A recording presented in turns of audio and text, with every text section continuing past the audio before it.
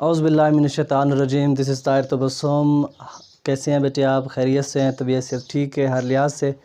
अच्छा, तो last lecture में हमने आप लोगों को बायोलॉजी के इंट्रोडक्शन के बारे में कुछ बताया था, लाइफ की कुछ कैरेक्टरिस्टिक्स के बारे में आपको बताया था बेटे, और उसके साथ साथ बायोलॉजी की कुछ शाखों को हमने डिस्कस किया था। वो लेक्चर था हमारा introduction to biology. YouTube channel कौन सा है? Wisdom of biology. YouTube channel का नाम याद रख लें बेटे, विजडम ऑफ बायोलॉजी। इसको आप जो ही यूट्यूब पे सर्च करेंगे इंशाल्लाह आपको मिल जाएगा। सब्सक्राइब करें, लाइक करें और दोस्तों के साथ शेयर करें। तो बेटे हमने जो लास्ट टाइम हमारी कुछ शाखें बच गई थी, लेक्चर इनकम्प्लीट था, तो हम उसको मुकम्मल करने जा रहे हैं। आज हमारा जो फर्स्ट जो डेफिनीशन है वो एवोल्यूशन की। किसकी बेटे? एवोल्यूशन की। एवोल्यूशन की हम डेफिनेशन करें तो क्या करेंगे? Change in an organism with the passage of time, कि किसी भी जानदार के अंदर वक्त गुजरने के साथ साथ जो तब्दीलियां रूनुमा होती हैं, जो उसके अंदर जो उसको किसी माहौल के अंदर रहने के काबिल बनाती हैं, तो हम उसको नाम देते हैं बेटे एवोल्यूशन का। Change in an organism with the passage of time, वक्त गुजरने के साथ साथ किसी भी जानदार के अंदर तब्दीली को हम क्या नाम देंगे बेटे? एवोल्यूशन का। तो एवोल्यूशन कहाँ से स्टार्ट बेटा होती है? Simple to complex.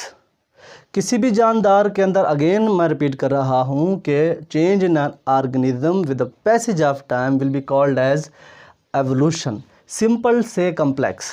बेटा साइंस के मुताबिक, जैसे साइंस की जो रिसर्च आपको बताती है, ये जो लाइफ स्टार्ट हुई है हॉट वाटर, पानी के अंदर, गर्म पानी के चश्मों से बेटा ये इवाल्व हुई है। छोटा सा एक बैक्टीरिया था, उस बैक्टीरिया के अंदर कुछ माहौल को तब्दीलियाँ, माहौल के अंदर उसने भी तब्दीलियाँ देखी, और आखिरकार वो सिंपल सा माइक्रो ऑर्गेनिज़म पेचीदा तरीन जानदार के अंदर तब्दील हो गया वक्त के गुजरने के साथ साथ।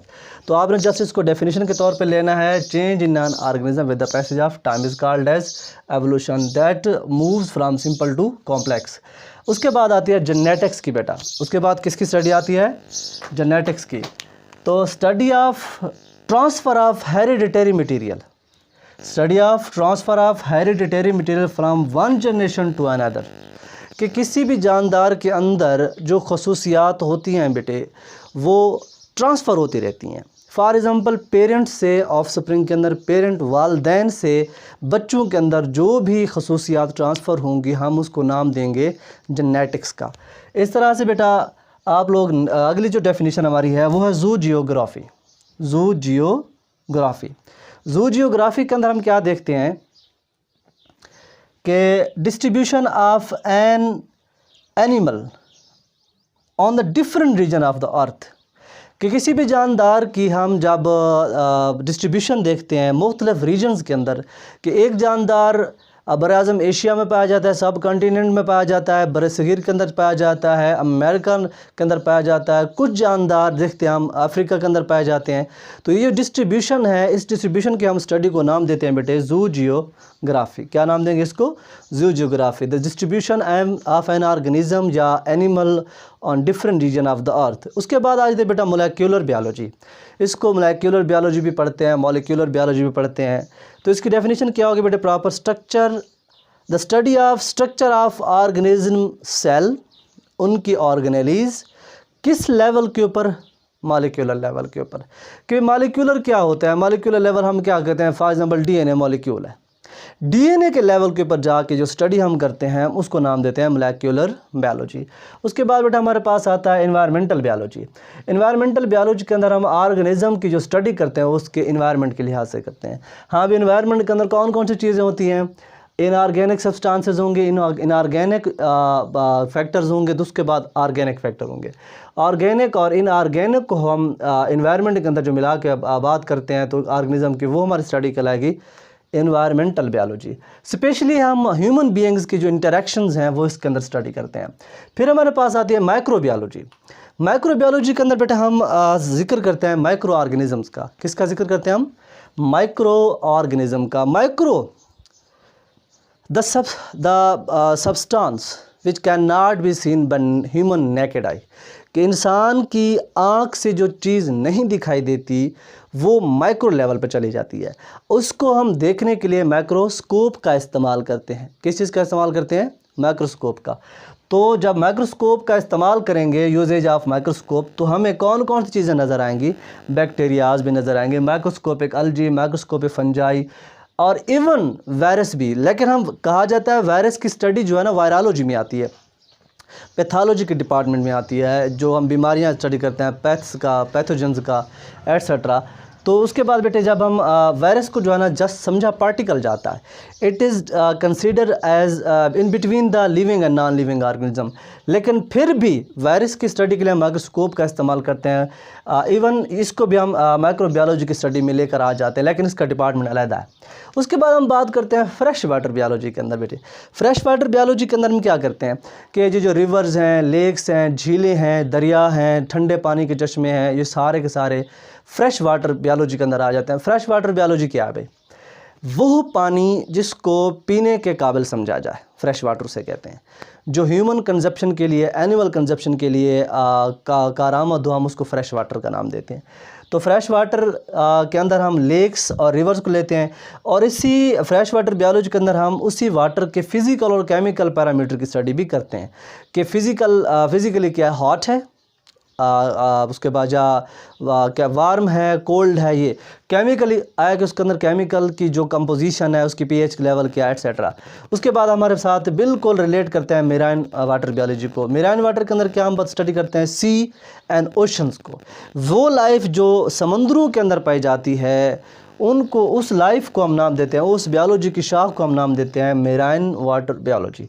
बच्चों इसके अंदर भी सेम, जैसे कि हम फ्रेश वाटर के अंदर फिजिकल और केमिकल पैरामीटर स्टडी करते हैं, इसके अंदर भी करेंगे लाजमी। उसके बाद हमारे पास बेटा एक और स्टडी आ जाती है, पैरासाइटोलॉजी। पैरासाइटोलॉजी में हम क्या करते हैं? Study of parasite, study of parasite. पहले हमें इसके बात का पता होना चाहिए कि पैरासाइट्स क्या है।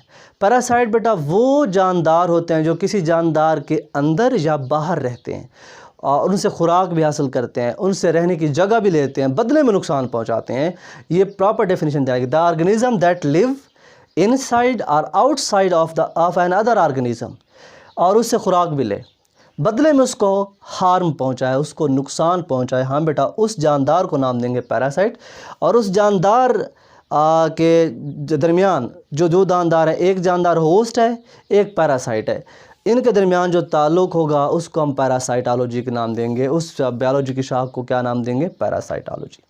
तो जो इनसाइड द बॉडी रहते हैं बेटा, उनको हम इंटरनल पैरासाइट कहेंगे। जो आउटसाइड द बॉडी रहते हैं उनको हम एक्सटर्नल पैरासाइट कहेंगे। जैसा कि मॉस्किटो आप लोगों को बेटा कहा जाता है, ये एक्सटर्नल है। उसके बाद वर्म्स हो गए, बैक्टीरियाज हो गए आपके जिस्म के अंदर, ये भी पैरासाइट में शुमार होते हैं। उसके बाद आखिर में हमारे 2-3 डेफिनेशन बचती हैं। ह्यूमन बायोलॉजी, स्ट्रक्चर, कि इसके अंदर क्या स्टडीज हम करते हैं? ह्यूमन का स्ट्रक्चर, उसकी हिस्टोलॉजी, फिजियोलॉजी, एनाटमी, उसके साथ साथ जेनेटिक्स, इकोलॉजी, तमाम तर चीज़ें जो ह्यूमन से रिलेट कर रही है, हम उसको नाम देते हैं ह्यूमन बायोलॉजी। आखिर में बेटा सेकंड लास्ट है सोशियो बायोलॉजी। सोशल से निकला है, मुआशरती ज़िंदगी, किसी भी जानदार की मुआशरती ज़िंदगी, स्पेशली ह्यूमन बीइंग के जब हम बेटा कहते हैं, इसके अंदर हम 2 चीज़ें स्टडी करते हैं कि social behaviour and communal life, कि कम्युनिटी के अंदर जो एक ज़िंदगी इंसान गुजार रहा है और उस मुआशरे के अंदर जो उसका ताल्लुक़ है कैसा है, तो इसको हम नाम देंगे बेटा सोशल बायोलॉजी।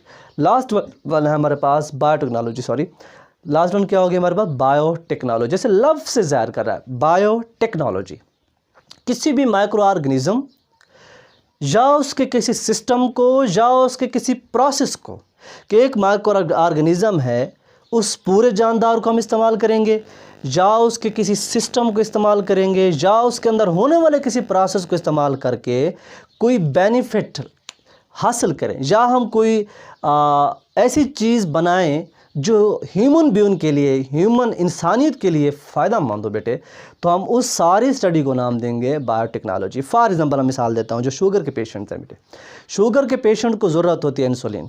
इंसुलिन बनाने के लिए उनके अंदर जो लबलबा होता है, पेंक्रियाज होता है, शुगर के पेशेंट के अंदर वो इनेबल होता है, वो जो ना डिसेबल हो जाता है, कि उसके अंदर कुछ जेनेटिक प्रॉब्लम्स आ जाते हैं बेटा। शुगर के मरीज़ शुगर को डाइजेस्ट नहीं कर पाते, वो एक जीन होती है, लेकिन इंशाल्लाह आप नेक्स्ट लेक्चर में उसको पढ़ेंगे डिटेल के साथ जब आएगा।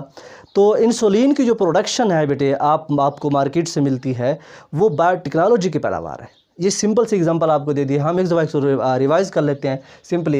Evolution, change in an organism with the passage of time is called as evolution. Genetics, the study of transfer of hereditary material from the parents to offspring generation to generation is called as अपना genetics। zoography, पूरे कुर्रे अर्ज़ के ऊपर, पूरी ज़मीन के ऊपर जिस जिस जगह पर जौन सा भी जानदार है, जिस किस्म का भी जानदार है, उसके बिहेवियर्स को, उसकी लिविंग स्टाइल को स्टडी करने के नाम को हम जूजियोग्राफी का नाम देते हैं बेटा। मोलेक्युलर बायोलॉजी आगे आ जाता है। स्ट्रक्चर ऑफ एन ऑर्गेनिज्म, उसके सेल, उसकी सेल ऑर्गेनेलीज लेवल तक चले जाना, और किस बेसिस पे स्टडी करना, मॉलिक्यूलर बेसिस पे, यानी कि उसके डीएनए स्टडी तक करना, उसको हम नाम देते हैं मोलेक्युलर बायोलॉजी।